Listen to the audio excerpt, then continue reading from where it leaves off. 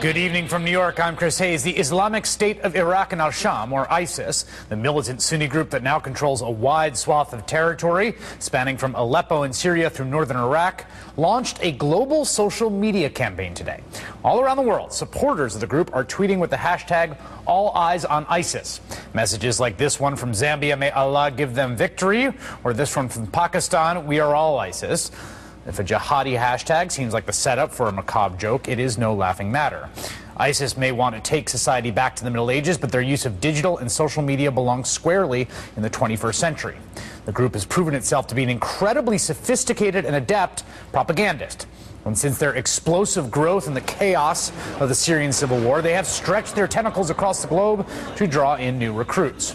For disaffected young Muslim men around the world, videos like this present the opportunity to join in a heroic romantic struggle, to be part of a real-life video game.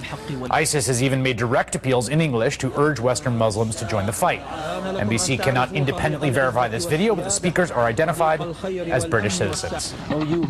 Oh, my brothers living in the West, I know how you feel. When I used to live there, in the heart you feel depressed. The Prophet ﷺ said the cure for the depression is jihad. And here's one British man who left behind a wife and 3 children explaining why he joined ISIS. I don't miss a thing, you know. I felt like I was in prison in that country, and I am here, I feel free, you know.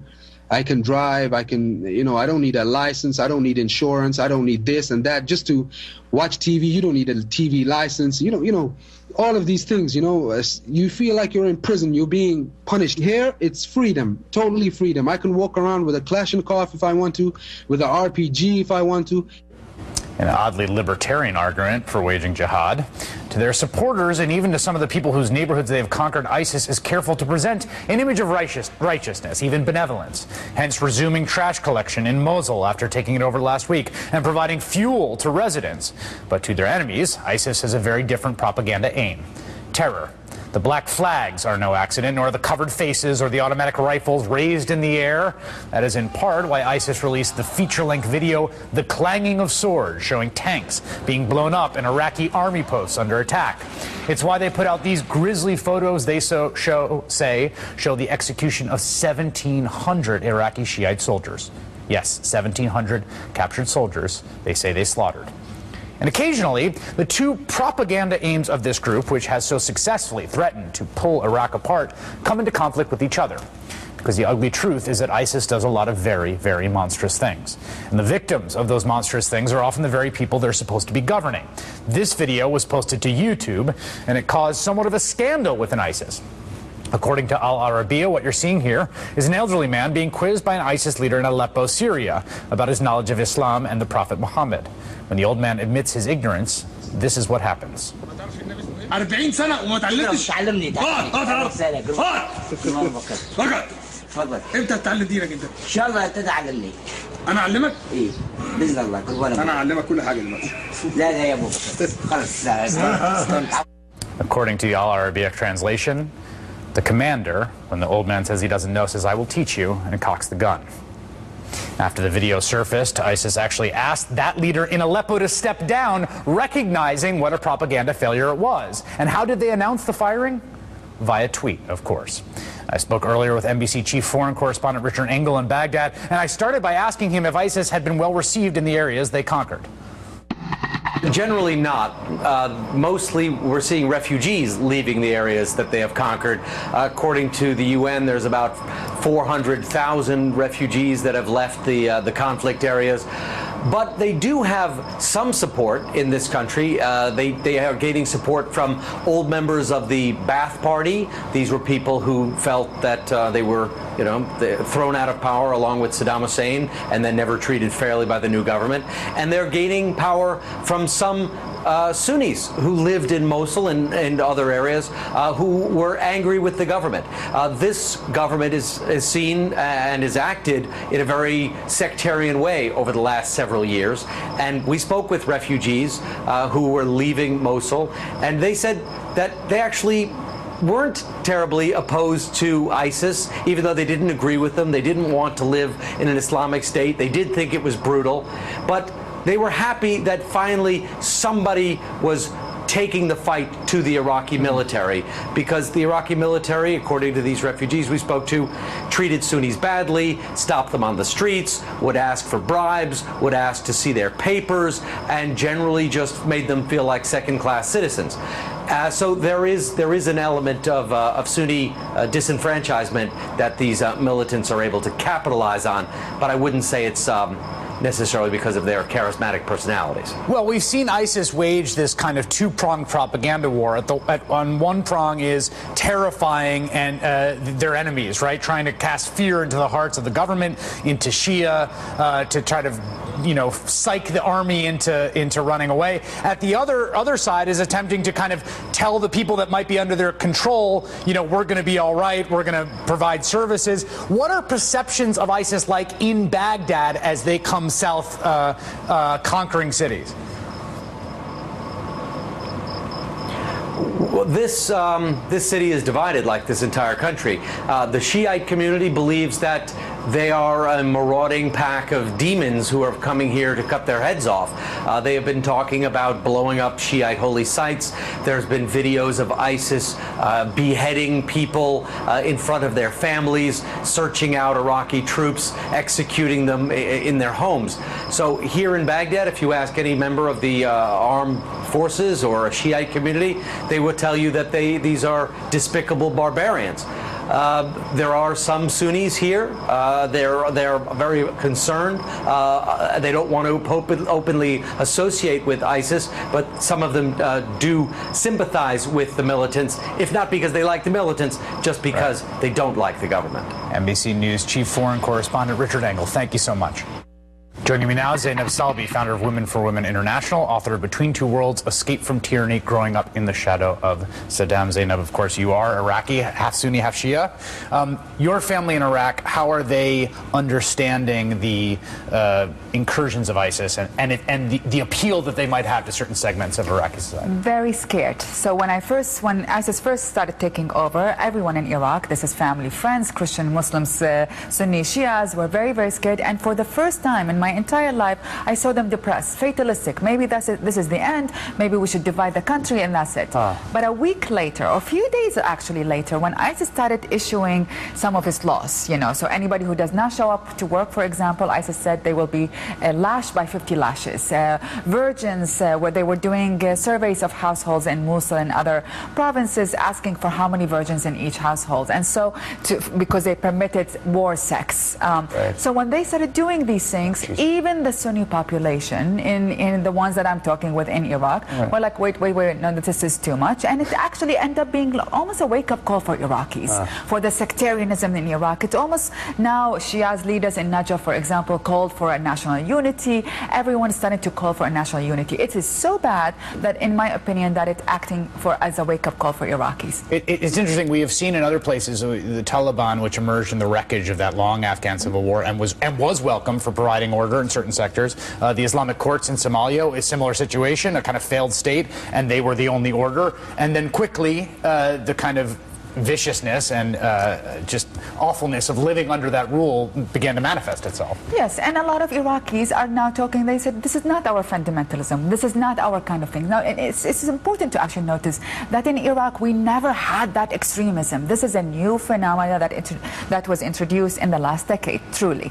Now, a lot of Christian population, for example, are very, very scared right now because ISIS had burned churches in Mosul. A lot of moderates, Sunni and Shias, are very scared. Now, so that does not reflect the Iraqi population, but it is a dangerous phenomena. Fundamentalist groups usually provide humanitarian aid, and that's how they get the loyalty of the people. We mock the people who say, at the run-up to the war, oh, there's not this history of sectarian tension between Sunni and Shia, but the fact is, there wasn't that much, actually. The war created a lot of it.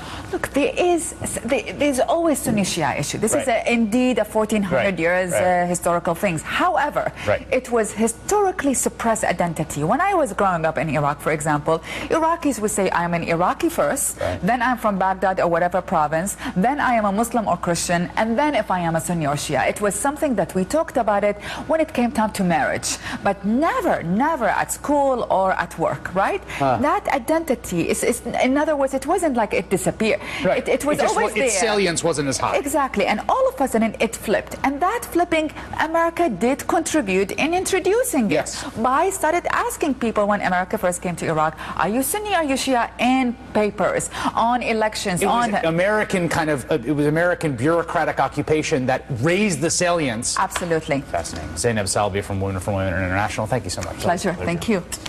Jihadis like ISIS may have mastered the art of propaganda, but some interesting PR tactics have been used on the other side of the battle too, including by the U.S. government. According to a report in the Washington Post, back in 2005, the CIA was developing an Osama bin Laden action figure to be sold in South Asia to try and counter the al-Qaeda leader's appeal. The toy's face was, quote, painted with a heat-dissolving material designed to peel off and reveal a red-faced bin Laden who looked like a demon. Terrifying, but also maybe a little too self-defeatingly cool. The toy was designed by the same guy who brought you G.I. Joe. The CIA says the project was discontinued shortly after the prototypes were produced. Probably a good idea, since as many kids I grew up with rooted for Cobra as they did for Joe. Today in Iraq, the government is taking a fairly heavy-handed approach to win its people's hearts and minds with this video, reportedly been airing all over Iraqi TV. You're seeing a demonic-looking ISIS militant, again with the demons, playing with snakes under the black jihadi flag until a heroic Iraqi soldier shows up.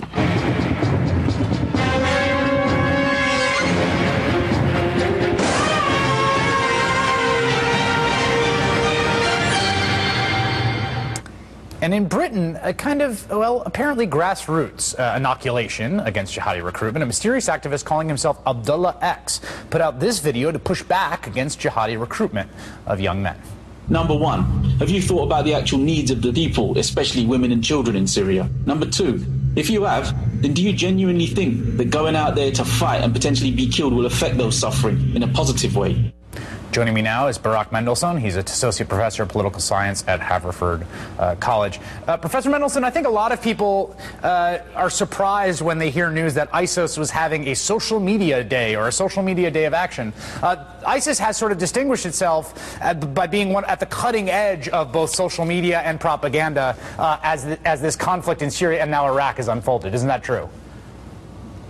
It is. ISIS is showing itself as the next generation of jihadis. Al-Qaeda before that adopted new technologies, and as new technologies advance, we see ISIS taking over the mantle of Al-Qaeda, at least in terms of technological innovation, adopting social media and making significant use and very successful use of social media.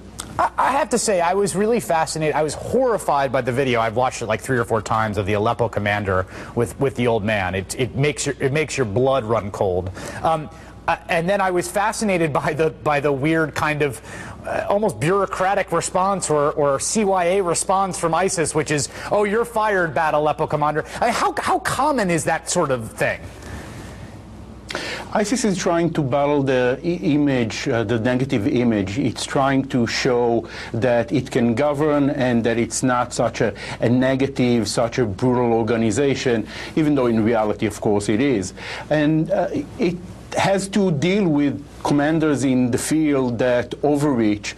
And so even the basic extremism of ISIS is sometimes being surpassed by overly enthusiastic commanders or soldiers in the field, and ISIS is very aware of the need to maintain a better, a more positive image. They saw the damage, the image, how it affected the last effort in Iraq in 2006, 2007, and therefore they try to show that they can handle those rogue elements. One of the things that appears to distinguish ISIS from Al-Qaeda is both the sort of explicit territorial ambition and the fact that they are now controlling territory and aspire to something like a nation state. They call it a caliphate. Do you think they are capable of it? I mean, can they hold the territory that they have been taking? I'm not sure that they can hold that territory. It helps them that the Shiite government, the Iraqi government at this point, the military, is incapable of making much inroads and take back some of a lot of the territory that ISIS conquered.